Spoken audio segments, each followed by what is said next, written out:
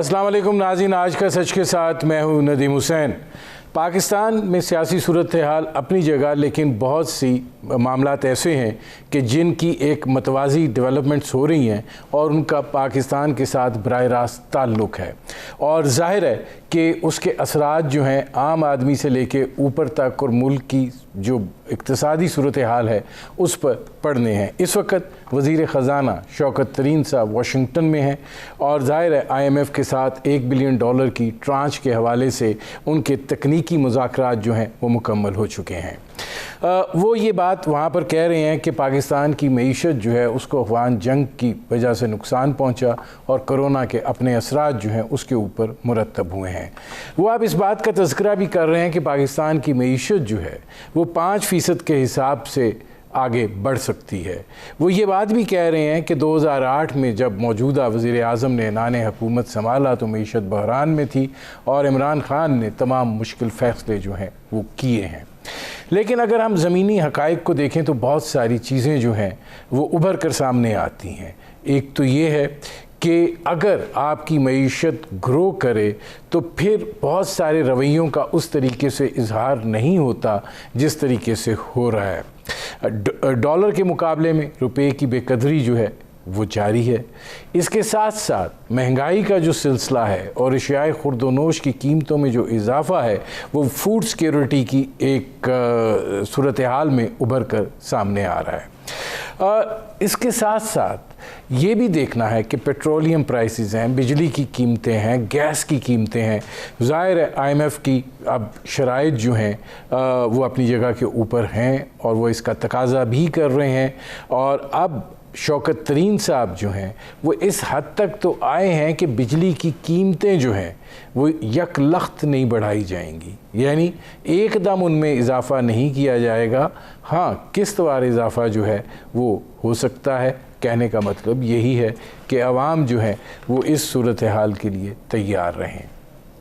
पाकिस्तान की मईशत का पहिया जो है वो ज़ाहिर है कि उस बरकरफ्तारी के साथ नहीं घूम रहा है जिसके नतीजे में लोगों की आमदन जो है उसमें इजाफ़ा हो सके, हमारा रुपया इतनी क़ुव्वत पकड़ सके कि जब हम ये कहते हैं कि दुनिया भर में कीमतें बढ़ गई हैं तो फिर उसका उनकी करेंसी से जब मुकाबला होता है तो उनकी करेंसी उस बात की इजाज़त देती है कि वो एक ज़िंदगी जो है उसको आराम से गुजार सकें।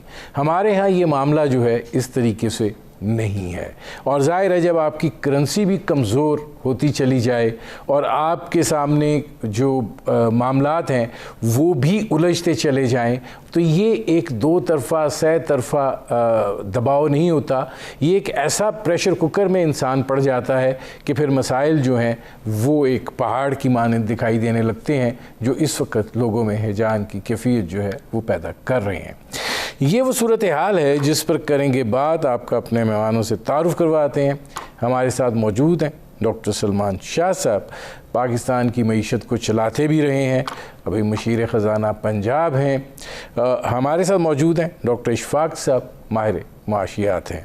सलमान शाह साहब, ज़रा आपसे शुरू कर रहा हूँ, ये फरमाइएगा कि पाकिस्तान की मईशत 5% के हिसाब से उसकी शरह नमू होगी, वो ग्रो होगी मौजूदा हालात में, और जो बाकी सारे लवाज़मात हैं उनको देखते हुए आपको दिखाई देता है कि ये मुमकिन है? देखें नदीम, इस वक्त जो इकॉनमी को चैलेंज है ना वो ग्रोथ का चैलेंज नहीं है। इस वक्त हमारे मुल्क पे एक बहुत बड़ा मैसिव एक एक्सटर्नल जिसे कहते हैं इम्पैक्ट आ रहा है, और वो जो इम्पैक्ट है वो दो चीज़ों से आ रहा है। एक एनर्जी प्राइसेस से आ रहा है, ग्लोबल एनर्जी प्राइसेस, इसको आप एक एक्सटर्नल शॉक कह सकते हैं, इकॉनमी को पड़ रहा है ग्लोबल एनर्जी प्राइसेस का और ग्लोबल कमोडिटीज़ में, जिसमें फूड कमोडिटीज़ बड़ी हाई हैं। और ये दो आइटम हैं जो हमारे इस वक्त इंपोर्ट बिल को भी ड्राइव कर रहे हैं। तकरीबन आई थिंक कि 25% आपका इंपोर्ट बिल जो है वो एनर्जी ही कर रही है। एंड अनफॉर्चुनेटली हमने इनकॉम्पिटेंस के या करप्शन के हमने जो एनर्जी का निज़ाम बनाया है वो सारा इंपोर्टेड एनर्जी पे करती है, जिसका मतलब ये है कि अपने आप घर में जब स्विच ऑन करते हैं तो आपका इंपोर्ट मीटर चल पड़ता है, जब आप गाड़ी में घर से निकलते हैं तो इंपोर्ट मीटर चल पड़ता है। हत्ता कि अगर आप स्विच ऑन भी ना करें तो आपका मीटर जो है वो आपका फाइनेंशियल अकाउंट से लीकेज भी होती रहती है बिजली की वजह से। तो ये एक हमारे इकॉनमी में बहुत बड़ी अब अनोमली बन गई है। लेकिन ये जो एक्सटर्नल शॉक है, इसमें इतनी ताकत है कि ये हमारे जो रिजर्व्स हैं, फॉरेन एक्सचेंज रिजर्व्स, इनको ख़त्म कर सकती है।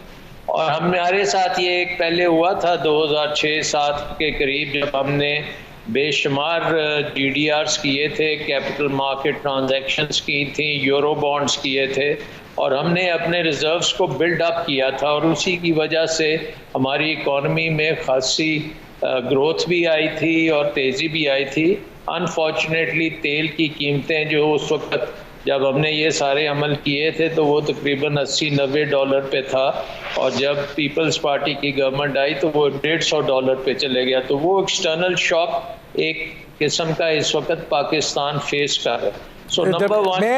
मैं ज़रा इसमें डॉक्टर साहब मैं आता हूँ, ये एक्सटर्नल शॉक की आपने बात की। अब इसमें मेरा एक सवाल है जो मैं डॉक्टर इशफाक साहब से पूछना चाहता हूँ। डॉक्टर इशफाक साहब ये फरमाइएगा, अब हम बहुत सारी, मैं डॉक्टर सलमान शाह साहब से बहस करूँगा, हम बहुत सारी ये तौजीहात अब पेश करना शुरू हो गए हैं कि जी आप पहले अगर 2 रोटियाँ खाते हैं 1 खा लो, अगर पेट्रोल 2 लीटर डलवाते हो 1 लीटर डलवा लो, बच्चों की फ़ीस 1 महीना छोड़ के मतलब ये किस किस्म का हम अब रवैये ये इज़हार है। $150 पे पेट्रोल गया था, आवाम का ख्याल रखा गया था, मैनेजमेंट होती थी इकॉनमी की, और बेसिकली नाम ही मैनेजमेंट का है जब आप स्टेट इकॉनमी रन करते हैं। तो अब ये क्या उफ्ताद आ पड़ी है कि आपका रुपया गिरता चला जा रहा है, आपकी कीमतें जो है वो बढ़ती चली जा रही हैं, और हम अब जवाब ढूंढना शुरू हो गए हैं। जी बिल्कुल, देखिए ये तो जाहिर सी बात है, ये सियासी बातें होती हैं और हम सियासतदान तो नहीं है, इसलिए हम ये सियासी बातें ज्यादा हम करना हमारे लिए इतना मुनासिब भी नहीं है। लेकिन कहने का मतलब ये है कि ये चीजें जो आज हम देख रहे हैं ना, ये सबको पता था, ये सबको पता था कि ये होने वाला है, क्योंकि हमने पैंडेमिक के जमाने में जो ऑयल की प्राइसेस गिर के $35-36 पे आ गई थी, हमने समझ लिया कि बस यही जिंदगी है हमारी, यही रहेगा आगे चल के। तो वो तो एक एक्स्ट्रा ऑर्डिनरी एनवायरनमेंट था जिससे हम गुजर रहे थे, इसलिए तेल की कीमतें कम हो गई। तेल की कीमतें इंटरनेशनल मार्केट में बढ़ रही हैं, उसकी वजह यह है कि हम अब दुनिया की मईशत अब खुल रही है, तो तेल की डिमांड बढ़ रही है। तो हमें तो इसको पहले से प्लान करना चाहिए था कि, और ये ऐसी बात नहीं है कि किसी तो हम बता नहीं रहे थे, हम उस जमाने से बता रहे थे। 3 साल से मैं कह रहा हूं कि Pakistan should pursue selective and yet aggressive import completion policy, लेकिन हम ख्वाब गफलत में सोए हुए थे। अब तेल की कीमतें बढ़नी शुरू हुई हैं तो तेल का बिल बढ़ रहा है और वो बैलेंस ऑफ पेमेंट का प्रॉब्लम सामने नजर आ रहा है। लेकिन आप ये देखें कि तेल की कीमत कहां पहुंची है आज, मेरे ख्याल में $70-80 के करीब पहुंची है। यही तेल की कीमत जब $108 था उस वक्त भी तो हम जिंदा थे आराम से। $108 पाकिस्तान में भी ये $108 पर लीटर बिक रहा था उस वक्त। ये जो अब 122 हो गया है, ये एक्सचेंज रेट की डिप्रिसिएशन की वजह से हुआ है। यानी अगर $80 पेट्रोल की कीमत आज इंटरनेशनल मार्केट में है तो पाकिस्तान में ये $122 का पड़ रहा है। लेकिन इससे पहले, यही चंद साल पहले की बात कर रहा हूं कि $108 पर बैरल था तेल की कीमत, और हमारे यहाँ भी तकरीबन $108 में ये बिक रहा था। मुझे एक ब्रेक लेना पड़ रहा है डॉक्टर। Welcome back. इसमें सलमान शाह साहब ये फरमाइएगा कि देखें गुजारिश ये है कि मैनेजमेंट की जाती रही, आप लोग भी करते रहे हैं, आपको पता है बीइंग मिनिस्टर ऑफ स्टेट आप ये चीज़ें हैंडल करते रहे हैं। हमें उस वक़्त की पेट्रोल की प्राइसेस भी याद हैं, बीच में जो महंगा होता रहा, आपने जिस $150 की बात की है उस वक़्त की पेट्रोल की कीमतें भी याद हैं। कभी ये उज़र नहीं पेश किया गया था कि चूँकि बैनुल-अक़वामी मार्केट में ये सूरत हाल हो गई है, लिहाजा हमारा जो है वो सिलसिला इस नौइयत का हो गया है कि हमने सारे का सारा प्रेशर जो है हर चीज़ का, ये तो सिर्फ आप पेट्रोल की बात कर रहे हैं, फूड सिक्योरिटी इस वक्त सबसे बड़ा मसला बन गया है। नहीं, देखिए ये बात ये है नदीम के हमें हकीकत सामने रखनी चाहिए। हमारे पास जो रिजर्व्स हैं वो तकरीबन 3.5 माह के रिजर्व्स हैं और कोशिश हमें ये करनी चाहिए कि ये कम से कम 6 माह के पास हम पहुँचाएँ और इसको बिल्ड अप करने का ये आइडियल मौका है, क्योंकि इस वक्त ऑयल की जो कीमतें हैं उसकी वजह से हम GDR OGDC का कर सकते हैं, PPL का कर सकते हैं, PSO का कर सकते हैं, POL का कर सकते हैं, PTCL का भी कर सकते हैं, कैपको का भी कर सकते हैं और हम वो GDRs करके अपने रिजर्व्स में पैसा रख सकते हैं। 2-2.5 बिलियन बड़े आराम से रेज किया जा सकता है, अगले 4 हफ्ते में हम ये काम कर सकते हैं। इसके साथ साथ अगर हम ये कर लें 2 LNG के पावर के जो प्राइवेटाइज कर लें तो वो भी हम रिजर्व्स में डाल सकते हैं। इसके साथ साथ एक फाइनेंस मिनिस्ट्री को या सेंट्रल बैंक को एक यूरो बॉन्ड करना चाहिए, $1-2 बिलियन, वो भी हम कर सकते हैं। उससे आपके रिजर्व्स जो हैं ये ज़रा सॉलिड हो जाएंगे, आपकी स्टेबिलिटी आ जाएगी। इसके साथ साथ आपने दूसरी तरफ जो आपके फाइनेंशियल अकाउंट में है उसमें आपने सऊदी अरेबिया से डिफर्ड पेमेंट्स भी मांग ली हैं। ये चीज़ें करेंगे तो आई थिंक कि जो रुपये की वैल्यू है वो ज़रा बेहतर होनी शुरू होगी और इस वक्त जो आपको रुपये का डिवैल्यूएशन का भी इम्पैक्ट आ रहा है और इम्पोर्ट्स का भी इम्पैक्ट आ रहा है वो कदरे कम होगा। आपको ये नहीं भूलना चाहिए कि 2007 से लेके 2013 तक जो ग्रोथ थी वो तकरीबन 2-3% थी, उससे ज़्यादा नहीं उठी थी और इकॉनमी जो है वो एक किस्म की स्टैगफ्लेशन में ही रही थी। उसके बाद 2013 में जब दुनिया की ऑयल प्राइसेस जो हैं $25-30 पे आई हैं तो वो पीरियड 5 साल का एक बड़ा अच्छा पीरियड था जिसमें ये तमाम आप एडजस्टमेंट्स कर सकते थे, लेकिन अनफॉर्चुनेटली उस पीरियड में हमने अपनी फॉसिल फ्यूल की डिपेंडेंस और ज़्यादा बढ़ा दी। 10,000 मेगावाट फॉसिल फ्यूल की हमने कैपेसिटी बढ़ाई जो डॉलरों में हमें पे करनी पड़ती है। तो अब ये हमारे लिए बड़ा ज़रूरी हो गया है कि पहले तो हम अपने रिजर्व्स को प्रिजर्व करें। नंबर 2 हमारा जो एनर्जी सेक्टर है इसमें सबसे पहले मेरा ख्याल है कि जो कि बिल कलेक्ट नहीं करते वो बलूचिस्तान और फाटा में नहीं कलेक्ट कर पाते और बलूचिस्तान के एग्रीकल्चर ट्यूबवेल्स और बलूचिस्तान में वो बिजली लेती हैं लेकिन बिल नहीं देते। तो उनके जो है फाटा और बलूचिस्तान में हमें इमीडिएटली सोलर की तरफ उनको डालना चाहिए ताकि ये नेशनल उसका हो सके।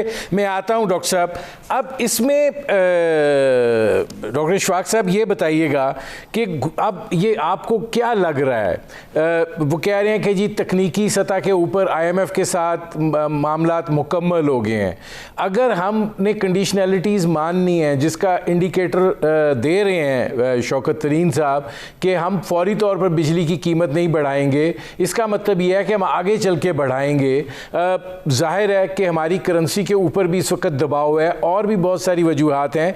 तो जो इक्तिसादी सतह के ऊपर, जो ज़मीनी सतह के ऊपर जो दबाव आएगा, जिस प्रेशर कुकर में हम जा रहे हैं, उस पर हम 5% ग्रोथ का दावा कर सकते हैं।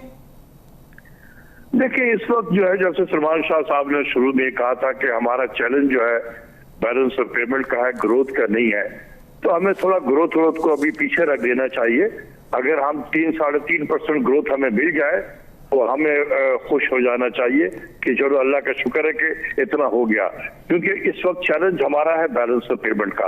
हाराकारी बची हुई है वहां पर, करेंसी आपको कोई पता नहीं चल रहा कि किधर जा रहा है। आपके प्राइवेट सेक्टर जो है वो इस वक्त बहुत अनसर्टन सिचुएशन में दाखिल हो गया है।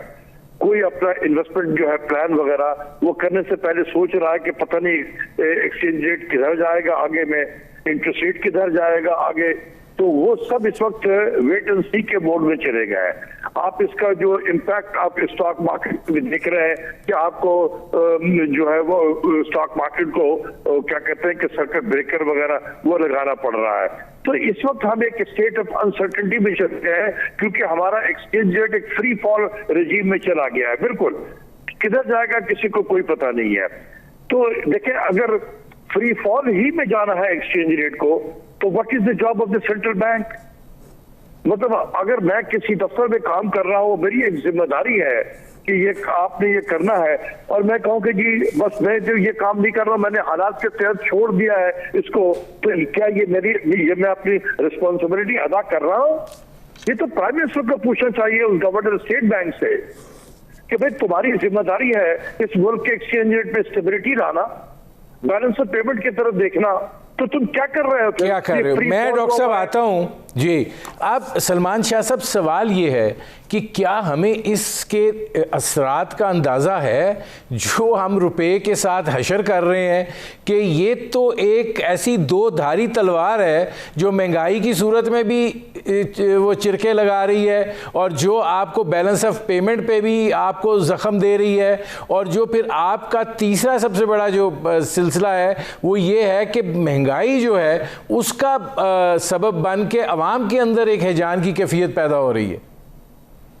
नहीं, ये सारा कुछ जैसे डॉक्टर इशफाक ने कहा कि बैलेंस ऑफ पेमेंट के ऊपर जो प्रेशर है वो उसकी वजह से हो रहा है। सो आई थिंक इसमें सबसे पहली जो बात हमने कर दी है कि एक तो ये है कि अपने रिजर्व्स को प्रिजर्व किया जाए और बढ़ाया जाए, और कैपिटल मार्केट ट्रांजैक्शंस बड़ी तेज़ी से करनी चाहिए। दूसरी चीज़ ये है कि हमारी जो एनर्जी सेक्टर है इसका तौक जो है इसको हमने अपने गले से उतारना है, और ये जो IPPs के साथ कॉन्ट्रैक्ट्स हुए हैं अब इनको ज़ोरदार तरीके से इनसे कंसेशंस लेनी पड़ेंगी, ताकि एक तो वो बिजली सस्ती हो और डॉलर्स में हम इनकी पेमेंट्स को ख़त्म करें। उसके साथ साथ हमें सोलर एनर्जी की व्हीलिंग की जो पॉलिसी है, जो इस वक्त पावर इंडस्ट्री नहीं होने दे रही, उसको इमीडिएटली करना चाहिए, क्योंकि हमारे पास इस वक्त सोलर पावर है जो हमारी जो फॉसिल फ्यूल की पावर से उसकी एनर्जी प्राइस से भी कम पे है सोलर पावर। लेकिन इन्होंने हमें रोका हुआ है कि जी आप सोलर पावर नहीं ला सकते। अगर हम सोलर पावर चाहते हैं तो इमीडिएटली आप 6-7 महीने में आपका जो एनर्जी बिल है उसमें आप कम से कम 20 से 25% कमी कर सकते हैं, और उस तरीके से आप अपनी सस्टेनेबिलिटी भी कर सकते हैं, और रुपये की जो वैल्यू है वो भी बढ़ सकती है। डॉक्टर साहब, मुझे एक ब्रेक लेना पड़ रहा है, लेकिन यहाँ पर मेरा आपसे एक सवाल है, मैं वापस आता हूँ और फिर यहीं से शुरू करते हैं। नाज़रीन, हमारी गुफ्तगू जारी है, एक मुख्तसर से कमर्शियल ब्रेक का वक्त हुआ है, मिलते हैं इस वक्फे के बाद। Welcome back. डॉक्टर साहब, आप ब्रेक पर जाने से पहले सोलर एनर्जी की बात कर रहे थे। ठीक है, आप शिफ्ट कीजिए, लेकिन उसके नतीजे में जो इम्पैक्ट आएगा, जो आपके रनिंग प्रोजेक्ट्स हैं वो वायबल रह जाएंगे?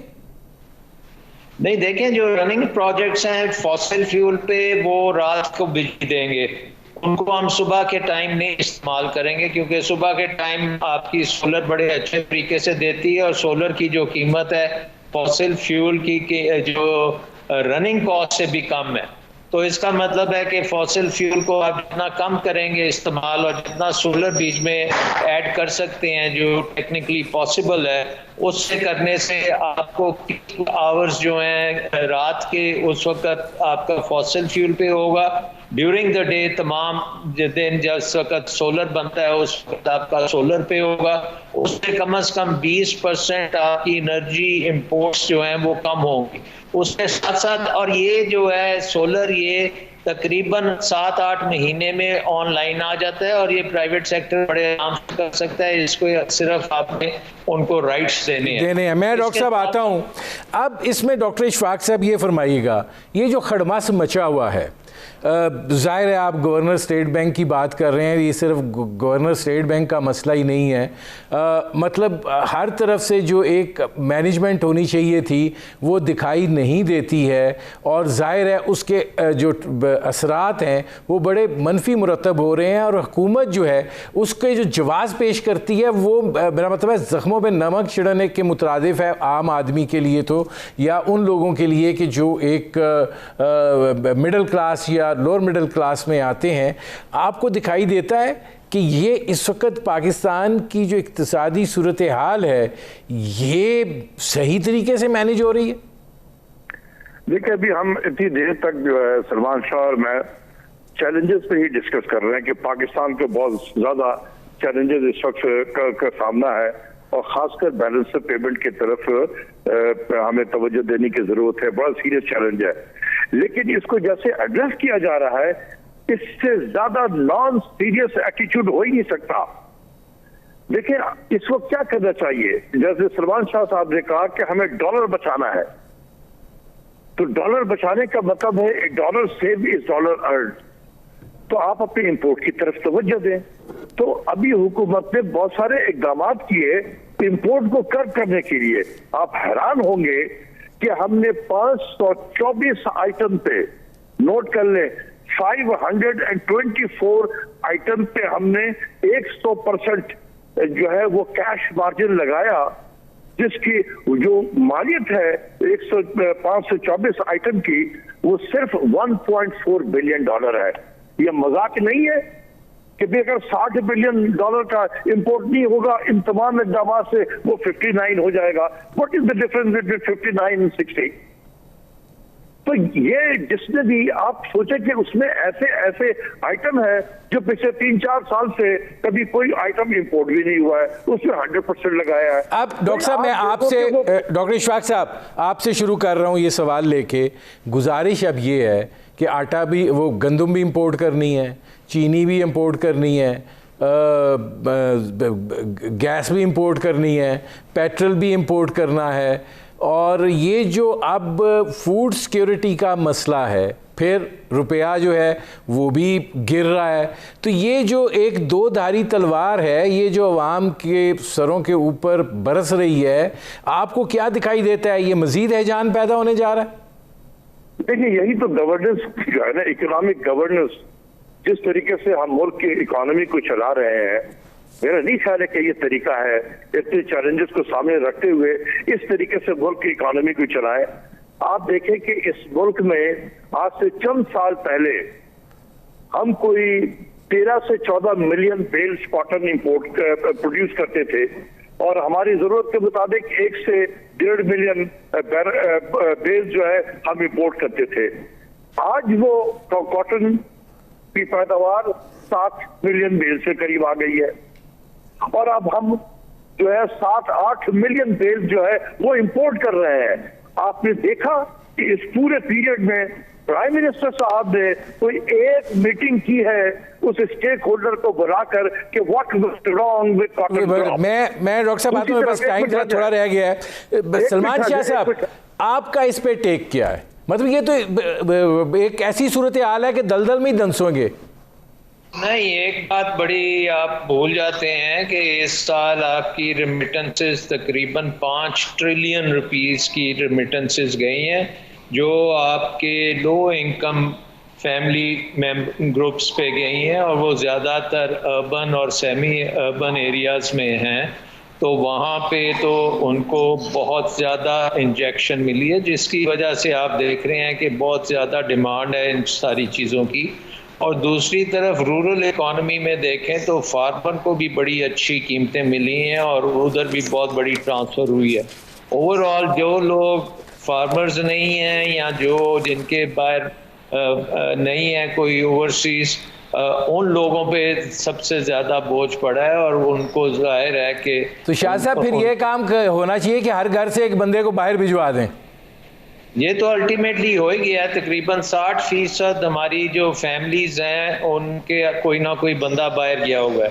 सो ये हमारा लिए एक क्वेश्चन है, लेकिन आई थिंक कि अल्टीमेटली जो ये जो शॉक है, एक्सटर्नल शॉक, ये मेरे ख्याल में कम से कम 3-4 महीने चलेगा, क्योंकि अमेरिका में जो शेल ऑयल इंडस्ट्री है, जब 50 रुपए पे तेल आता है तो वो बंद हो जाती है।